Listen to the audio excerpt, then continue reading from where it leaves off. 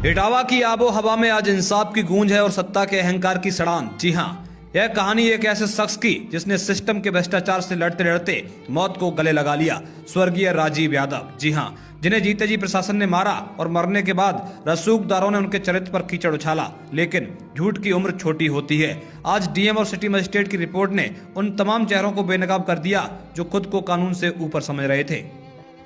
आम आदमी को इतना प्रताड़ित किया कि वो मजबूर हो गया ये सब करने। जी हाँ, जांच रिपोर्ट का हर पन्ना चीख चीख कर कह रहा है कि राजीव यादव की जान किसी बीमारी से नहीं बल्कि सत्ता की प्रताड़ना ने ली है। चेयरमैन प्रतिनिधि संटू गुप्ता पर गंभीर सवाल हैं। आखिर किस हैसियत से एक कर्मचारी का 6 महीने का वेतन रोका गया? क्या प्रशासन को अंदाजा है कि जब घर का चूल्हा बुझता है तो एक पिता पर क्या गुजरती है? आरोप है कि उन्हें जात सूचक गालियां दी गईं, उन्हें मानसिक तौर पर इस कदर तोड़ा गया कि उनके पास खुद खुशी के अलावा कोई रास्ता नहीं बचा।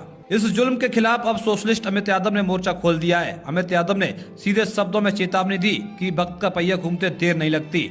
उन्होंने सारा प्रमुख सुब्रत राय का उदाहरण देते हुए याद दिलाया कि जब अहंकार सिर चढ़कर बोलता है तो बड़े बड़े साम्राज्य मिट्टी में मिल जाते हैं। अमित यादव का दर्द वाकिफ है।